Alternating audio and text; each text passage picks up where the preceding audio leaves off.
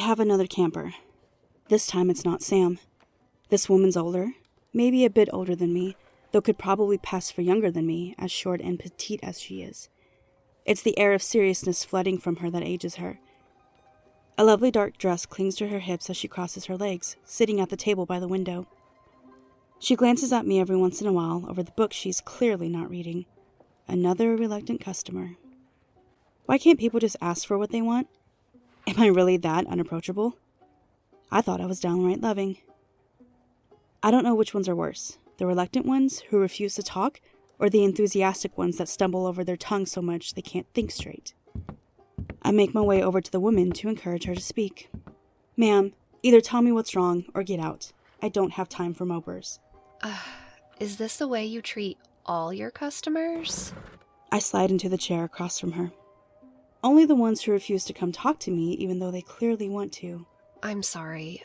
I feel silly for even being here. Not that I think you're a fraud. If I thought that, then I wouldn't have come at all. I appreciate the compliment. It's not that I don't believe either. It's my particular question I feel silly about. I stare at her, trying to get a sense of what she needs, but the air she puts off, I can't see or feel anything through it. Either she knows how to shield herself magically, or she's locked inside herself so deep, I can't reach her. Interesting. There are no silly questions in this store, as long as you're paying. I am paying. I'm just not sure I want to ask. I'm not sure I want the answer. You're the first to admit that. I warn everyone that comes here for a reading that they might not like the answer they get. Most think they can handle it. Are most of them right? Do they handle it? For the most part. It may take some wrapping their heads around it, but most can live with the answers. And those that can't, what do they end up doing? I wouldn't know. They leave and I never see them after. To be fair, I rarely see anyone again. I have very few people who come to me like a counselor. Most are one-offs. Are you going to be an exception? Well, I guess we find out. How do we do this? Follow me.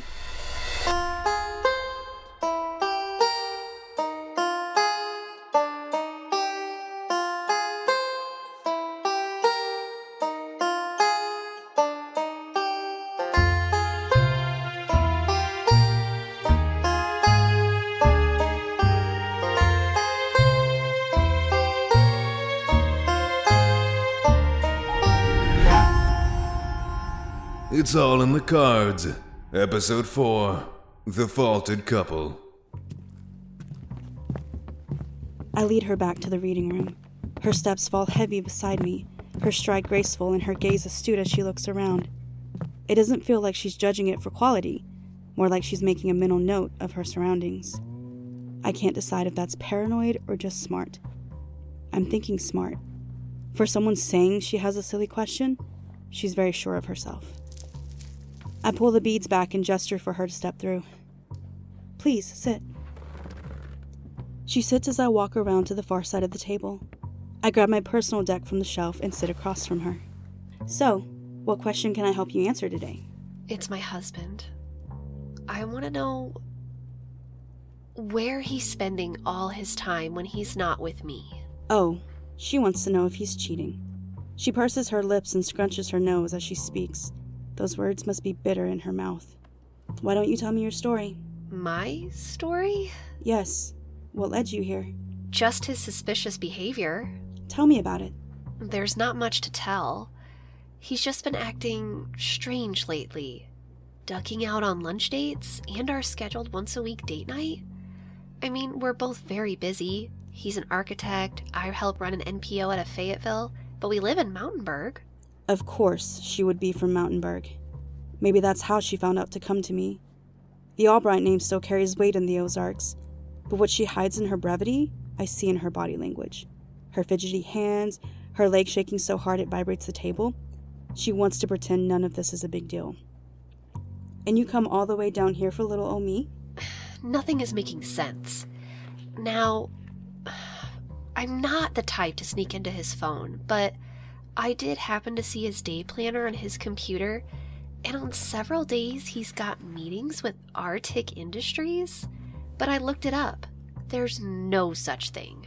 Why don't you just confront him yourself? The woman's confidence leaks away as she frowns.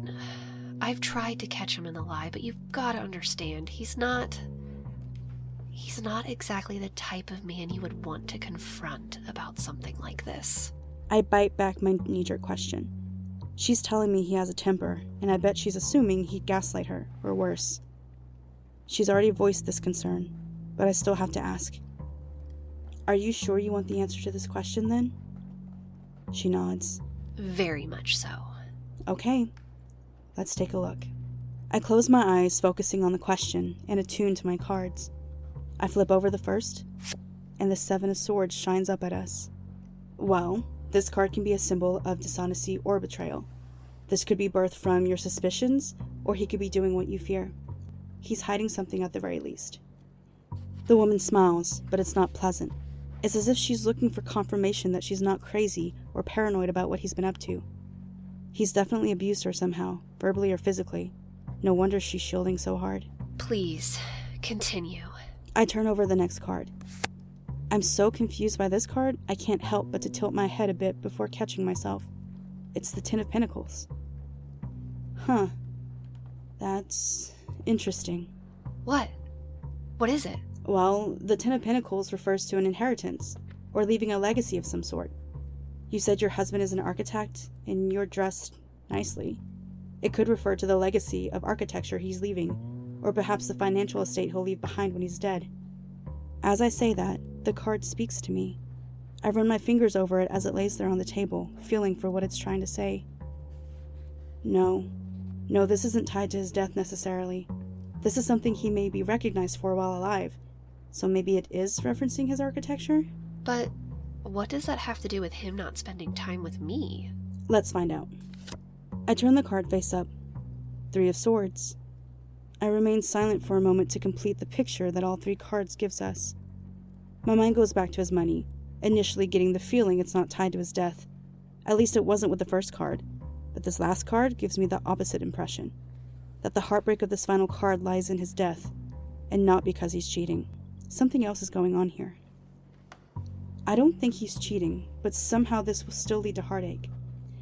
Her soft smile falls into incredulity. What do you mean he's not cheating? You just said he's betraying me somehow. Yes, and I also mentioned the inheritance. I don't think he's lying about cheating.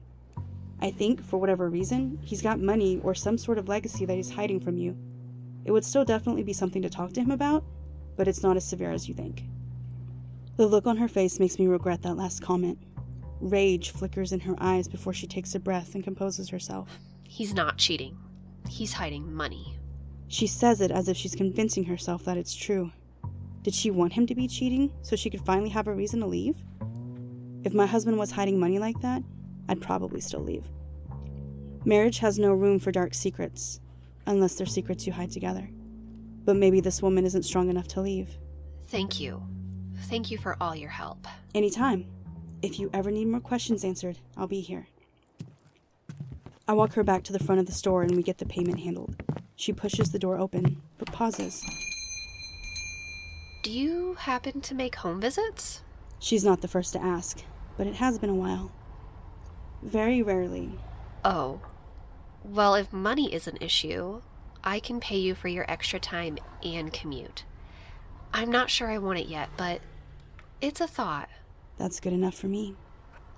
If you decide to call me, then I will answer. Thank you. Bye. She walks out the door and hopefully not into a nightmare, but that's not quite my problem yet. If I thought she was in danger, I wouldn't have let her go home, but nothing in the cards gave me that impression. If anything, he's the one in danger. Good afternoon. What can I help you with, friend? Hey there. I'm looking for a book, but I can't quite remember the title. That's okay. I always love this game. What do you remember? Well, I think the cover was mostly black and orange, and there was this really hot tattooed guy on it. You just named half of all romance novels. Nah, it wasn't straight romance. This had demons and shit. That narrows it down. Let me guess. Hot tattooed guy on the cover is a demon? I think so, but I can't remember. I didn't get very far into it. I just remember the berry bonanza smoothie on the first page. Oh, you mean Rebellion by C.J. Listro. Yeah, that sounds right. Do you have it? Not only do I have it, I have a signed copy of it. Oh, shit. Even better. How much you want for it? Oh, sorry. I meant I have my own signed copy. You'll have to get it on Amazon if you want a printed copy. But if you want, I can order it for you and have it shipped here overnight. Yes, please. Rebellion. A paranormal romance and murder mystery wrapped into one. Chloe falls for a bad boy, Tyler, but grows concerned when she finds out he's a demon.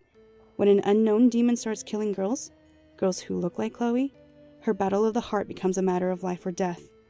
With the help of Tyler and a group of angels, they must find the demon who's murdering the girls, or Chloe will be next. You can find it on Amazon, Barnes & Nobles, or from cjlistro.com, or at cjlistro.com.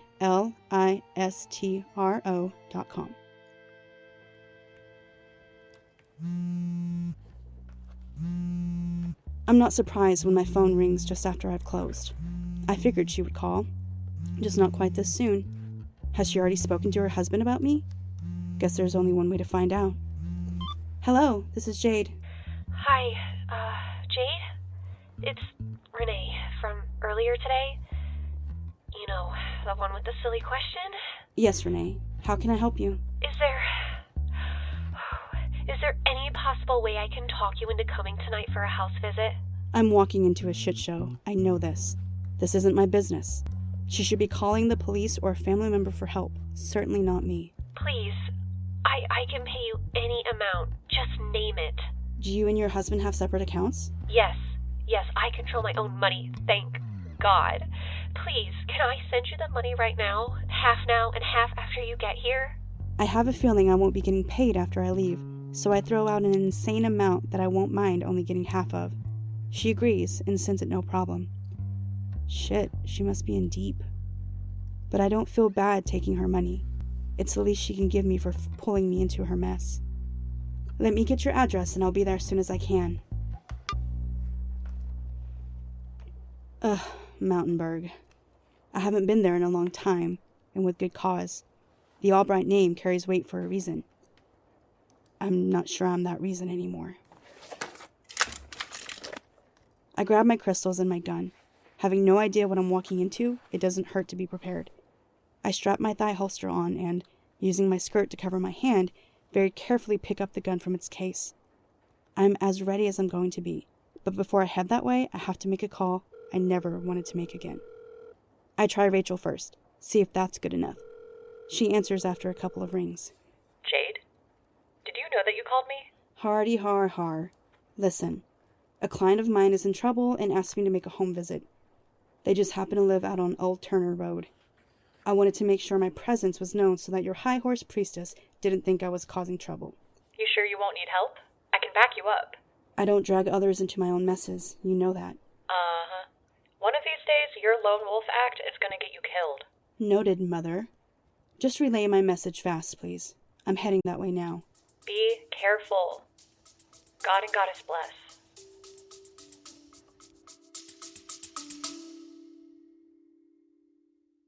Are you an avid country music listener? Join me, Miss Helen, and producer Kyle on the Texas Toast podcast, where we talk with some of country music's biggest stars, like Parker McCullum, Josh Abbott, and Pat Green, as well as my favorite part, new upcoming performers and songwriters like Dylan Gossett and Braxton Keith. We learn all about their journeys into music and what makes them tick, along with never-before-heard stories about the making of their songs. Join us every Tuesday and Friday wherever you get your podcasts, and you might just learn about your new favorite artists.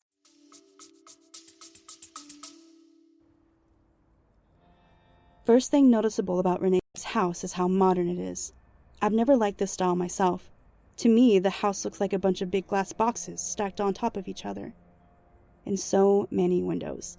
I'd never get them all clean. But the orange glow of the house at night does have a certain charm. I don't have to worry about knocking or ringing the bell. Renee stands at the top of the steps in front of their door. Thank you for coming so late on such short notice. It's no problem at all. Where's your husband?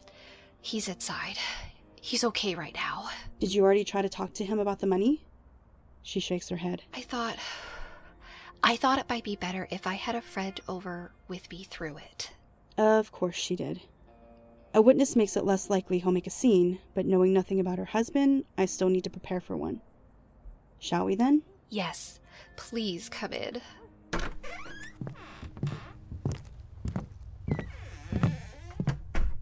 The house is as immaculate as it looks from the outside. Beautiful, shiny wooden floors, white walls that would never stay white if they had small children. She leads me from the foyer to a large living room with a black brick fireplace. A large fuzzy throw rug protects the wooden floor from all the blood. My first red flag, but I'm not ready to GTFO yet. Her husband sits in front of the fire in a simple office chair. Second red flag. The flames cast the man in shadow from this angle. All I can see is a silhouette of his head and shoulders above the chair. Honey, we have company. The man doesn't move. Is he so drunk he's already passed out? This may be worse than I thought. I don't know why she wants to attempt this if he's already shit-faced. Renee walks to the side of her husband, resting a hand on his shoulder, but the other disappearing to the front of him. Honey, I said wake up. The man gasps and then screams in pain. Renee pulls away from him, and her hand that disappeared to the front of him comes back bloody. That's better. Will you join us, Jade? Yep, definitely worse than I thought. Now I know why I could never get a read on Renee's emotions. She doesn't really have any. What I thought was a shield before, I now realize is a void. Renee's a fucking sociopath. I do as I'm asked, keeping a wide berth between us. I calm my shaky nerves as I walk around the back of the couch to the wall by the fireplace. Now I have a clear view of what's going on with the husband. His wrists are tied to the arms of the chair, and his legs are painfully pinned and strapped to the one leg of the chair. Blood stains his ripped shirt and pools on the rug beneath him. He tries to speak, but the tape covering his mouth muffles his words into grunts. You want to fill me in on what's happening here this evening, Renee? And why I need to be here for it? A punch, and then an immediate sting radiates in my thigh. The sting turns into a searing burn, and I fall onto the couch. I stare wide-eyed at Renee, holding a gun pointed at me. My adrenaline eats most of the pain. I refuse to scream. Fuck you, I refuse to scream. I gasp and suck air like a fish on land as I grip the sight. If I want to heal the wound with an energy crystal, I'll have to fish the bullet out. Renee steps closer, but out of my reach. Why, I'm only protecting myself from you and my husband. After he paid you a handsome amount to kill me earlier, I do whatever I have to stay alive. Shit. I knew getting that much money was too easy. Why did you need me at all? Why couldn't you just kill him without involving me? She walks back to her husband, standing behind him with both arms wrapped around his flailing shoulders. Because this man is proud enough to die instead of revealing his secret. But I'm not quite sure he's proud enough to let you die for it. She plants a kiss on his cheek and raises her gun to me again. What do you think, Ryan? Are you willing to let her die to hide your secret? Is it really worth hiding? Must be a lot of money. Whoa, hang on. Why don't we take my life off the line and I just help you? She lowers the gun. What? With your cards? Pretty sure you told me all you could about the money. She's closer to the truth than she knows, but I'm not about to confirm that for her. I dig for the bullet before I tell her, and that's when I scream. Everywhere my fingers touch starts a new fire in my muscles, but I have to get it out to do what needs done. Once I fish it out and let out one last cry, I take a few deep breaths and continue. I'm not just a tarot reader. I'm a witch. I can find the information by merely laying hands on him. Apologies, then. If you had told me that earlier today, I think we could have come to a different arrangement. It's not something I usually share with clients, for this exact reason. Touché. But you're here now, and in quite the predicament, aren't you? If only she knew I can split her in two. Granted, it would take some time and a huge mess, and not something I can explain away, but I really consider that option. In the end, I shake it off and decide on another plan. For this, you pay me all the money now, and I will give you your answer. That's fair. Gun still in hand, she pulls her phone out of her pocket and transfers the rest of the money to me, then gestures with the gun to her husband. Okay, do it then. I don't think I can stand like this. Renee wheels her husband over to me in his desk chair. She pushes him so hard his shins bounce off the couch before she stops him in front of me, gun trained at my chest. This is my first good look at this blood-stained, sweaty man. His eyes plead with me not to do this. His energy is so high-strung that even though my control over my magic is draining with the blood from my leg, I can read him. He is pure, innocent, with no sinister bone in his body. All the anger that Renee implied earlier is non-existent. Nothing but fear and pain and innocence wafts from him. This won't hurt any more than you already hurt. I'll try to be quick. If you open yourself up to me, it will be easier. Again, he tries to speak, and again he is silenced by the tape. I ignore him. I have to at this point. I rest my hand on top of his, and I'm swept away by the truth. My magic doesn't have to reach too deep for it. Visions of Ryan at school, shaky hands with who I assumed is the principal, flood my mind. Him at the bank, sitting at a conference table, signing papers, Renee questioning him. Through it all, I feel his pain. He knows his wife only wants his money, but he still loves her and didn't want to leave her or her leave him. It's only because Renee came to me today that she found out the truth. Shit. I can't let him die because of something I did. I've got justified deaths on my hands, but not this. I won't let this stand. I pull back and gather my thoughts before I turn to Renee. You're not his first wife, are you? He had his first wife split after they lost their son to cancer. He even talked to you about this before. Talked about what? Oh, God. Really, Ryan? You went ahead and created the scholarship? She rips the tape from his mouth so he can answer. That and more. The money is tied up to where you can never get it. It's not just a scholarship fund either, but it's all for Bo. She glances at me, but she lost privileges when she shot me. Don't look at me. I already gave you your answer. Is he telling the truth? I'm pretty sure you're the manipulative one here, not him. That's too bad for both of you.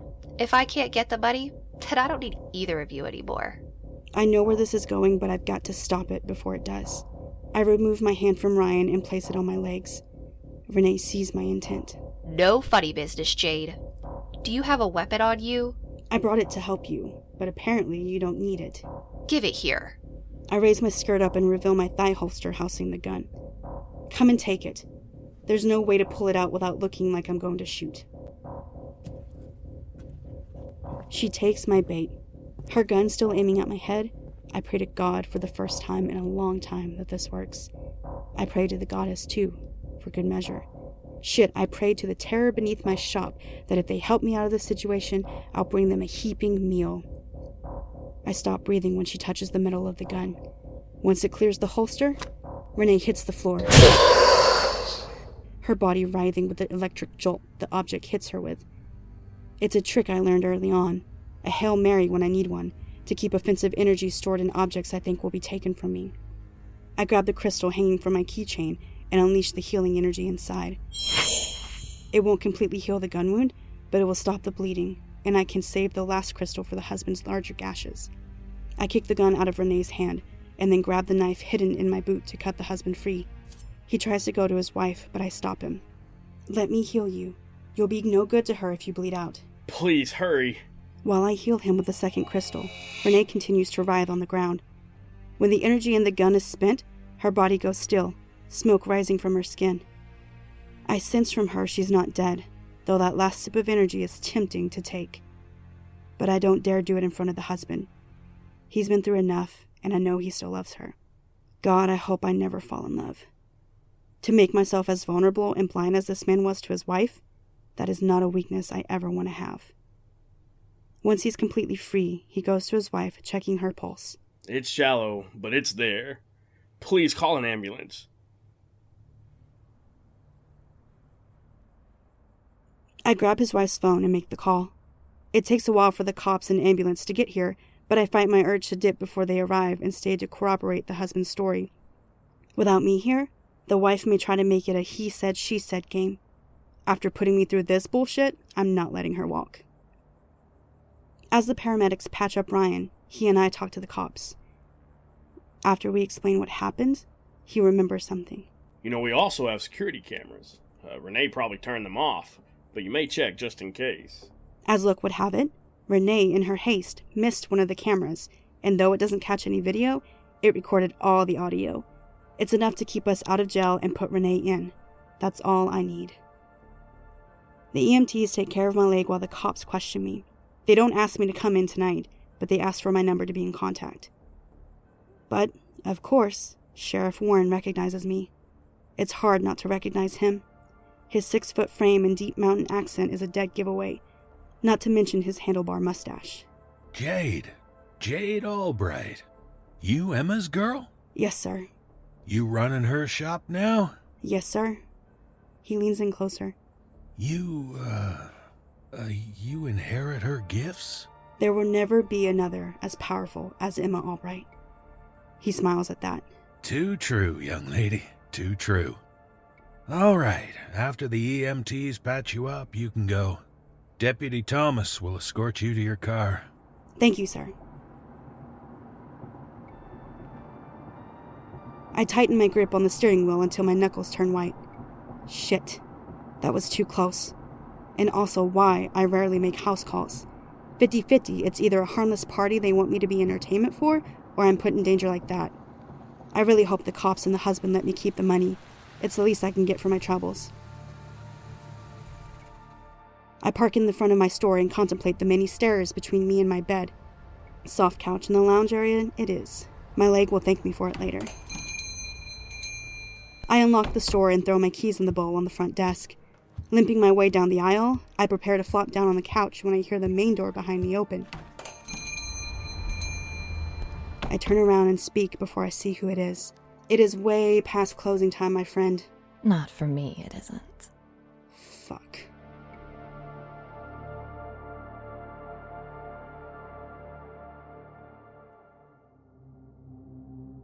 Hi, listeners. Thank you for joining us once again. Jade just can't seem to keep out of trouble, and this time she almost pays for it dearly. But luckily, our witch escaped. And is that some backstory I heard? Who just walked in? And what else will we find out about Jade in our next episode? Find out in 2 weeks. This episode of It's All in the Cards podcast was written by Ashley McAnelly.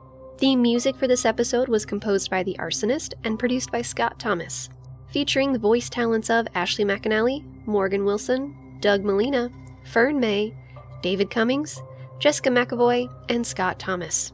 To find out more about our podcast, please visit us at www.it'sallinthecardspodcast.com and be sure to check us out on Facebook and Twitter. If you'd like to support the show, you can join our Patreon to get ad-free episodes, early access, and exclusive bonus content as the season rolls on. Links in the show notes. It's All in the Cards podcast may not be suitable for all listeners. Discretion is advised.